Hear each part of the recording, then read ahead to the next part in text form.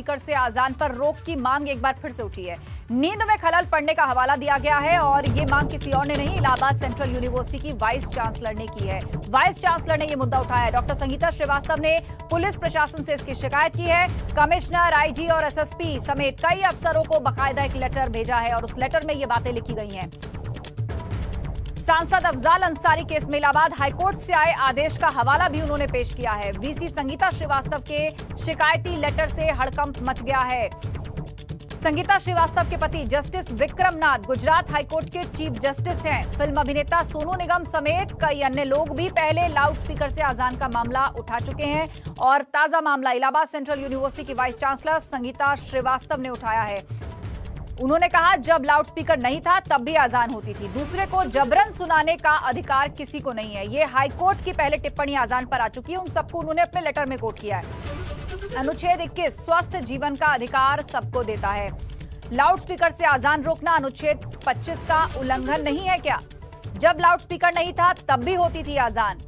इससे पहले हाईकोर्ट ने जब फैसला सुनाया था अजान को लेकर कुछ टिप्पणियां की थी। उन सबको भी उन्होंने अपने लेटर में कोट किया और कहा कि इससे उनकी नींद खराब होती है और आने वाले समय में रमजान में भी जब ये लाउडस्पीकर एक्टिविटीज बढ़ेंगी तो नींद और खराब होगी, लोगों को परेशानियां बढ़ेंगी। इसीलिए अजान में लाउडस्पीकर के इस्तेमाल पर रोक लगाने की मांग उन्होंने प्रशासन से की है। और ये वो चिट्ठी जो स्क्रीन पर आप देख रहे हैं, जो उन्होंने लिखी है सभी प्रशासनिक अधिकारियों को, आईजी से लेकर एसएसपी, सबको उन्होंने ये चिट्ठी भेजी।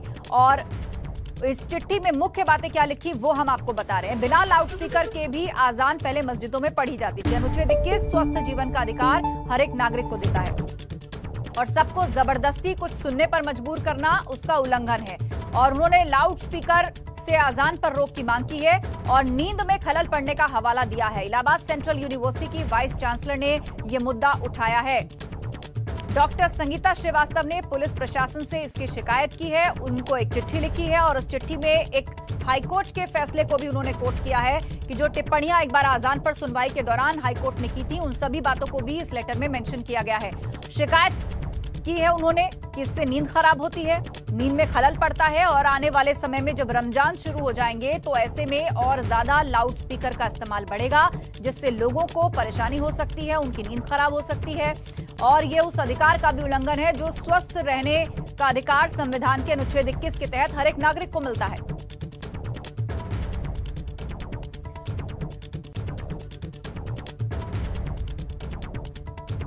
तो इलाहाबाद सेंट्रल यूनिवर्सिटी की वाइस चांसलर संगीता श्रीवास्तव ने एक बार फिर से लाउडस्पीकर से जो अजान होती है उसको चैलेंज किया है, उस पर शिकायत की है। इससे पहले भी सोनू निगम समेत कई और बॉलीवुड से जुड़े हुए लोग इस बात को कहते रहे हैं, आवाज उठाते रहे हैं, लेकिन इलाहाबाद सेंट्रल यूनिवर्सिटी की वाइस चांसलर संगीता श्रीवास्तव अब चिट्ठी लिख रही हैं प्रशासन को और लाउडस्पीकर पर बैन लगाने की मांग कर रही हैं कि आजान लाउडस्पीकर के माध्यम से नहीं होनी चाहिए। कमिश्नर, आईजी, एसएसपी सबको उन्होंने ये लेटर लिखा है।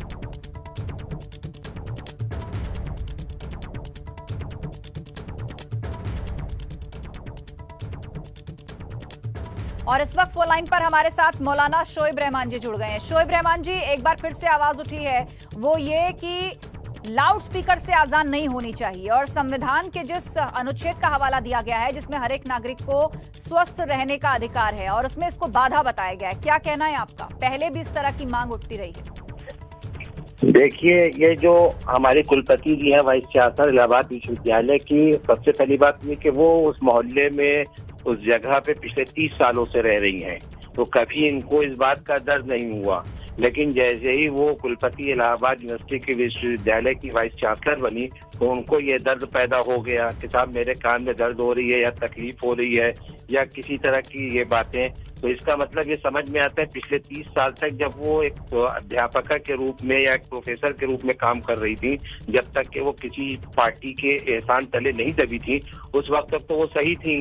लेकिन जैसे किसी पार्टी का उपकार हुआ उनके ऊपर, उपकार से आपका क्या मतलब है? मैं चाहूंगी इस पर थोड़ा और प्रकाश डालें और स्पष्ट करें कि उपकार से क्या मतलब है। वो अध्यापिका थी, उनको प्रमोशन मिला, वो वाइस चांसलर बन गई, अब उन्होंने एक चिट्ठी लिखी है, तो यहाँ पे कोई पॉलिटिकल पार्टी और उपकार की एंट्री कैसे हुई?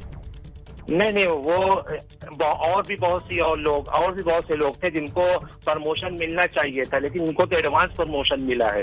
वो इस बात को अच्छी तरीके से जानती हैं कि उनको एडवांस परमिशन मिला है और अगर एडवांस परमिशन न मिला होता तो वो आज इतनी बातें न करती।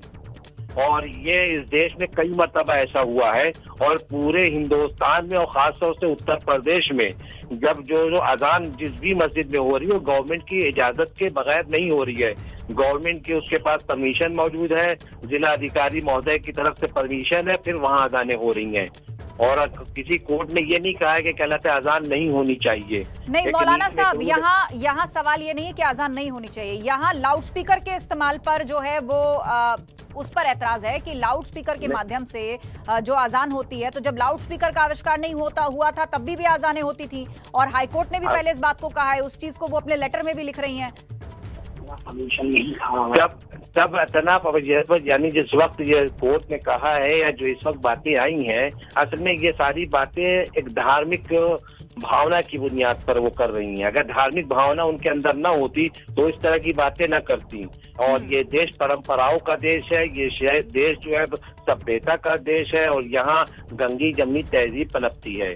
यहाँ पे किसी ठीक है मौलाना साहब, आप अपने विचार, आप अपने पॉइंट्स रख रहे हैं, आप हमारे साथ बने रहिए। इस बीच हमारे साथ चेतना जी भी फोन लाइन पर जुड़ गई हैं, हिंदू धर्मगुरु हैं। चेतना जी, ये जो लेटर लिखा गया है वाइस चांसलर की तरफ से, उसको मौलाना साहब ये कह रहे हैं कि ये सब राजनीति से प्रेरित है, ये सब किसी के उपकार के तले दबकर ये सब हो रहा है। तो क्या कहना चाहेंगे आप इस बात पर कि लाउड स्पीकर से आजान, इससे क्या परेशानी? देखिए आस्था जी, मेरा बहुत स्पष्ट मत है। आप ईश्वर की इबादत जब करते हैं तो वो आपकी आस्था का विषय होता है। आपको अपनी आध्यात्मिक ऊर्जा को बल देने के लिए कोई भी पूजा अर्चना की जाती है, चाहे वो किसी भी संस्कृति, किसी भी धर्म, किसी भी संप्रदाय में हो। दूसरों को सुनाना और उससे एक शोर क्रिएट करना, इसका अर्थ है कि आप दूसरों को इससे डराना चाहते हैं, एक भय उत्पन्न करना चाहते हैं, एक ऐसा समाज बनाना चाहते हैं जिससे कि जहां सिर्फ आपकी ही धार्मिक भावनाओं की कद्र की जाए। तो अच्छा चेतना जी, इस बात का जवाब शोएब साहब से ले लेते हैं। आप जो कह रही हैं इसका जवाब जो है शोएब साहब से ले लेते हैं। मौलाना साहब बताइए, ये कह रही हैं कि जबरदस्ती किसी को सुनवाना, इबादत करना, ये प्रार्थना करना तो भक्त और भगवान ईश्वर और जो शख्स है उसके बीच की बात है, तो ऐसे में लाउड स्पीकर लगाकर जोर जोर से शोर मचाना, तो क्या इससे कोई माहौल क्रिएट करना चाहते हैं? जबरदस्ती अपनी धार्मिक भावनाओं को सब पर थोपना, एक भय उत्पन्न करना चाहते हैं? चेतना जी इस प्रकार की बात कर रही हैं। देखिए, आज से नहीं, पिछले कई सालों से नहीं, जब से देश आजाद हुआ है, जब से अजान हो रही है, एक बात।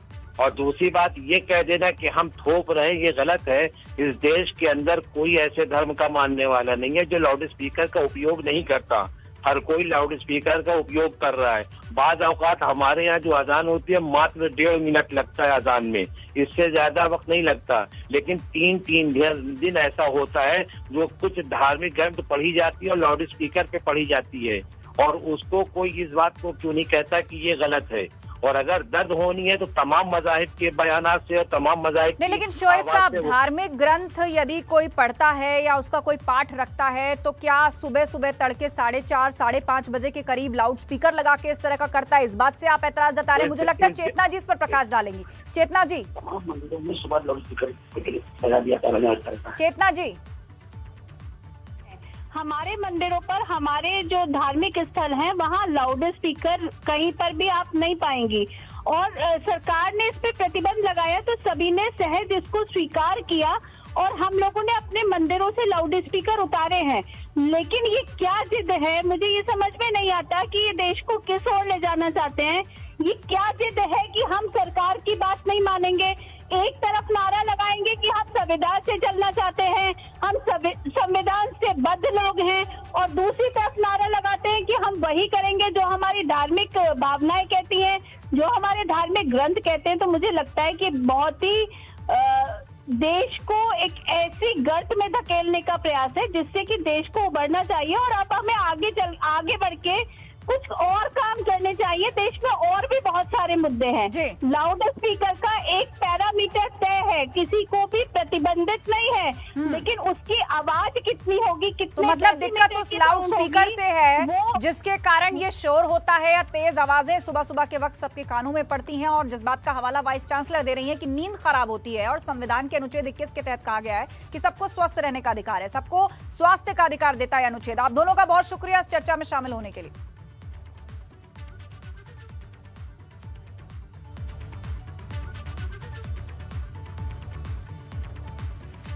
अगली खबर की ओर बढ़ते हैं। प्रयागराज से अगली खबर आ रही है। जहरीली शराब से मौत का आंकड़ा बढ़ चुका है। 5 से बढ़कर अब मरने वालों की संख्या 9 तक जा पहुंची है। मंगलवार को इलाज के दौरान 4 लोगों की मौत भी हो गई है और इस शराब के मामले में 8 लोगों की गिरफ्तारी अब तक हो चुकी है। फरार अभियुक्तों की तलाश पुलिस कर रही है।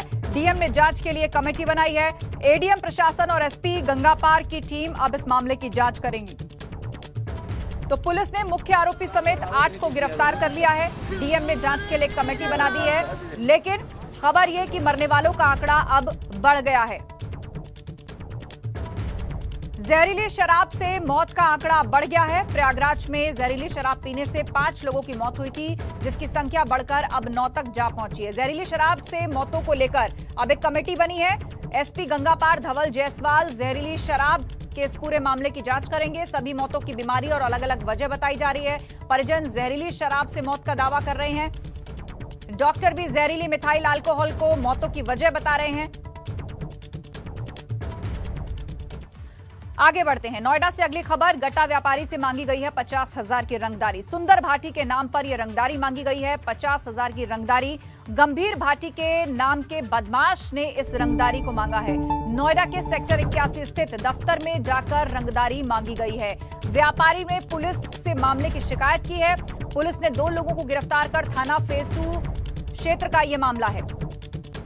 तो गंभीर भाटी के नाम के बदमाश ने यह रंगदारी मांगी है और सुंदर भाटी के नाम का हवाला दिया है। सेक्टर 81 स्थित दफ्तर में जाकर यह रंगदारी मांगी गई। 50,000 की रंगदारी मांगी गई है और पुलिस ने मामले में 2 लोगों को गिरफ्तार किया है।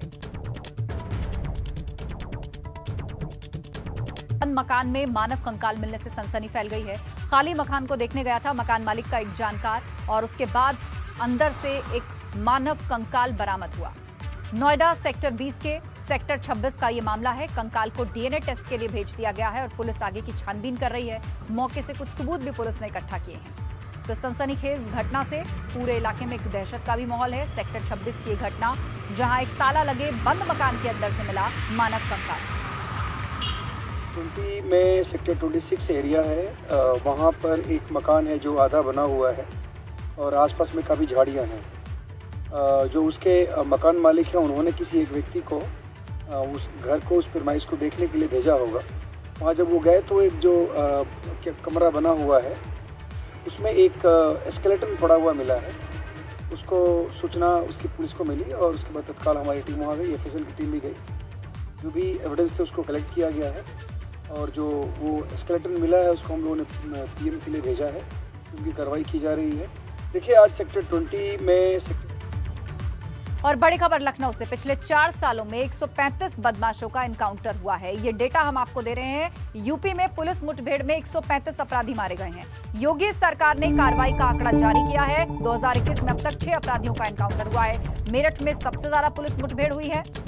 साल 2017 में 28, तो साल 2018 में 41, साल 2019 में 34 एनकाउंटर हुए, तो साल 2020 में 26 अपराधी एनकाउंटर में मारे गए हैं।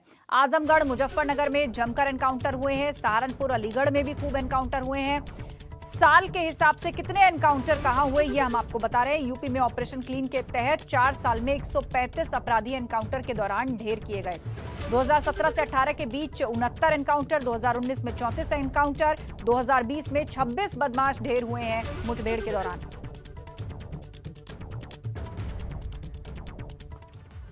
उधर ग्रेटर नोएडा में पुलिस और बदमाशों के बीच एक मुठभेड़ हुई है, जिसमें 25,000 के इनामी बदमाश के पैर में गोली लगी और दूसरा बदमाश फरार हो गया था, लेकिन पुलिस ने कॉम्बिंग के दौरान उसे भी गिरफ्तार कर लिया। घायल बदमाश को पुलिस ने इलाज के लिए अस्पताल भर्ती कराया। दोनों बदमाश गोकशी के मामले में फरार थे और पकड़े गए बदमाशों से पुलिस ने एक होंडा सिटी कार, 2 तमंचे, जिंदा कारतूस, बेहोश करने वाले इंजेक्शन, चाकू और रस्सी बरामद की है। ये आवारा पशुओं को जगह जगह घूम करके तलाश करके जंगल इलाके में, आज यहाँ देख रहे हैं सुनसान पड़ा हुआ है और इसी फिराक में इधर ये घूम रहे थे। संदिग्ध लगने पर पुलिस के द्वारा चेक किया गया। पुलिस ने जवाबी फायर जब किया है तो इसके पैर में गोली लगी है। एक बदमाश को कॉम्बिंग के दौरान पकड़ा गया है और ये शातिर गौकस है। उधर फर्रुखाबाद में पुलिस और बदमाशों में मुठभेड़ हो गई। एनकाउंटर के बाद पुलिस ने शातिर अपराधी को गिरफ्तार कर लिया। अपराधी के पास से 315 बोर का तमंचा और 4 जिंदा कारतूस मिले हैं। शातिर अपराधी ग्राम प्रधानी का चुनाव लड़ने की तैयारी कर रहा था और इसी वजह से गांव में दहशत फैलाने के लिए हथियारों का जखीरा जमा किया गया था। अपराधी के ऊपर कई संगीन धाराओं में मुकदमे भी दर्ज हैं। एक पिस्टल, 2 अदद तमंचा 315 बोर व 2 अधिया क्रमशः 315 बोर व 12 बोर, कुल 2 अदद जिंदा कारतूस 12 बोर और इनके पास से जो इनके कब्जे से 1 अदद तमंचा 315 बोर नाजायज व 4 अदद जिंदा कारतूस भी बरामद किए गए, जिसके क्रम में आर्म्स एक्ट का मुकदमा भी कायम हुआ है।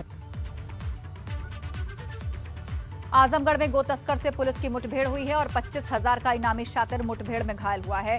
पुलिस से मुठभेड़ के बीच एक बदमाश फरार भी हो गया। पुलिस और एसटीएफ ने मुठभेड़ के दौरान कालू नाम के एक बदमाश को पकड़ा है, जिस पर 24 से ज्यादा केस दर्ज हैं।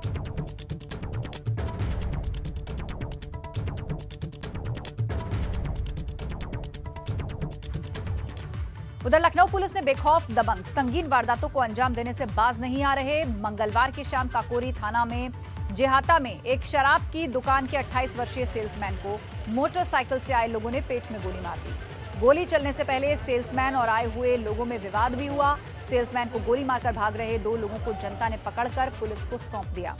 पुलिस का कहना है कि युवक के पेट में गोली लगी है और पैसे के लेन देन को लेकर विवाद सामने आया। मामले में 2 लोगों को गिरफ्तार कर लिया गया। इटावा में एक शख्स को मजदूरी मांगना भारी पड़ गया। यहां भाड़े के पैसे मांगने पर मजदूर को मंदिर परिसर में बंधक बनाकर बेरहमी से पीटा गया। इसका वीडियो वायरल हो रहा है कि कैसे दानिश को यहां बंधक बनाकर रखा गया। जब 1 घंटे बाद पुलिस मौके पर पहुंची तब जाकर उसको छुड़ाया गया।